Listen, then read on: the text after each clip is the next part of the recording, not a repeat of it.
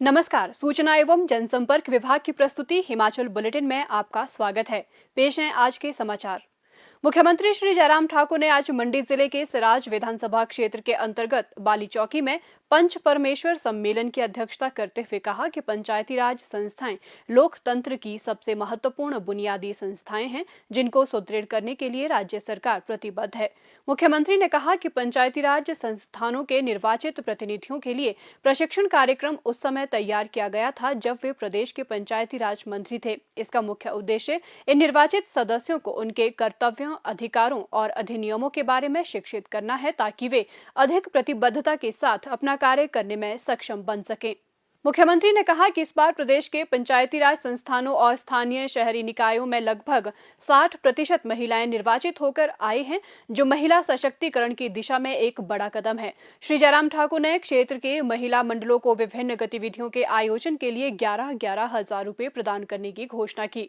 उन्होंने प्रदेश की जनता का आह्वान किया कि भारत के 75वें स्वतंत्रता दिवस के पावन अवसर पर अपने घरों पर तिरंगा फहराकर हर घर तिरंगा अभियान में अपनी भागीदारी सुनिश्चित बनाएं।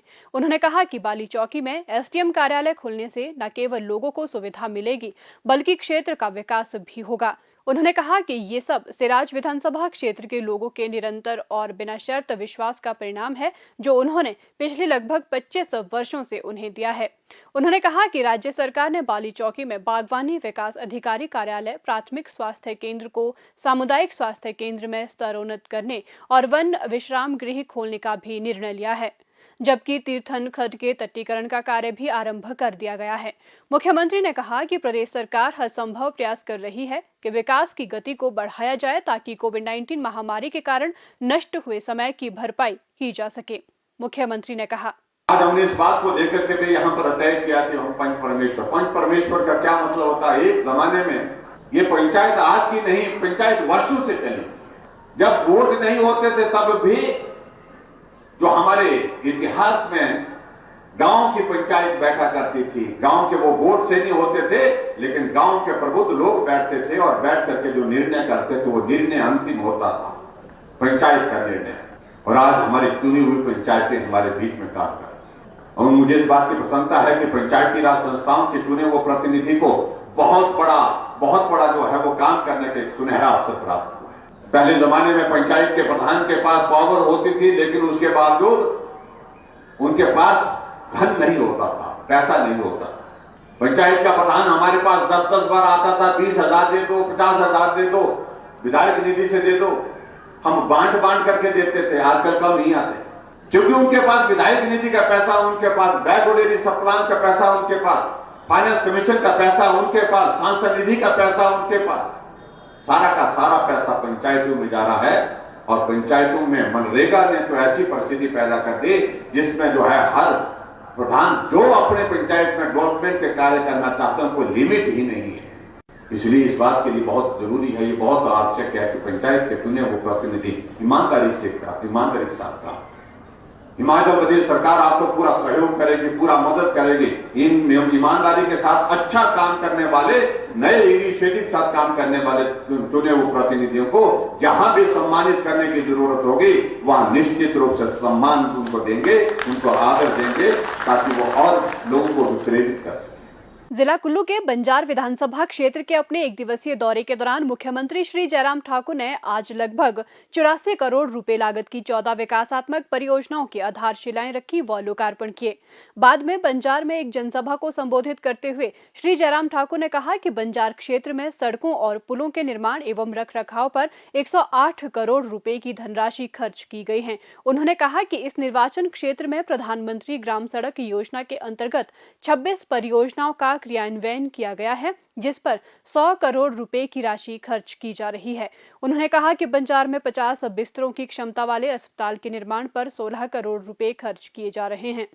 मुख्यमंत्री ने कहा कि बंजार के हेलीपैड के कार्य में तेजी लाई जाएगी, जिससे क्षेत्र में पर्यटन गतिविधियों को बढ़ावा मिलेगा। उन्होंने विभिन्न पाठशालाओं को स्तरोन्नत करने, जामचा में आयुर्वेदिक डिस्पेंसरी, शिरकोट में स्वास्थ्य उपकेंद्र, देवठ में प्राथमिक स्वास्थ्य केंद्र खोलने, बंजार में पशु औषधालय को पशु अस्पताल में स्तरोन्नत करने, सैंज में खंड शिक्षा अधिकारी के कार्यालय को क्रियाशील बनाने, डीएफओ वन्यजीव कार्यालय को शमशी से लारजी स्थानांतरित करने, उप तहसील सैंज को तहसील बनाने, जल शक्ति उपमंडल शमशी से बजौरा स्थानांतरित करने और शमशी जल शक्ति मंडल को लारजी स्थानांतरित करने की घोषणा की। मुख्यमंत्री ने कहा, हिमकेयर की शुरुआत की और हिमकेयर एक ऐसी योजना जिसमें गरीब आदमी का इलाज करने का उसमें हमने प्रावधान जोड़ा और मुझे इस बात की प्रसन्नता है, जब से हमने इस योजना की शुरुआत की 1,70,000 से ज्यादा गरीब लोगों का मुफ्त इलाज करके उनको स्वस्थ करके हमने घर भेजा।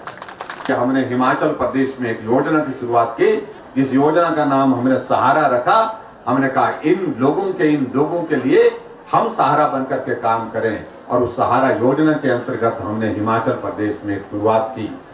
जितने भी ऐसे मरीज हैं जो जिंदा हैं, बिस्तर पर हैं, अपना काम खुद नहीं कर सकते हैं, किसी परिवार के या किसी पड़ोसी का या रिश्तेदार को उनकी सेवा के लिए उनके पास बैठना पड़ता है, उनके खाते में 3,000 रुपए हर महीने का खाते में डाल करके मदद करते हैं।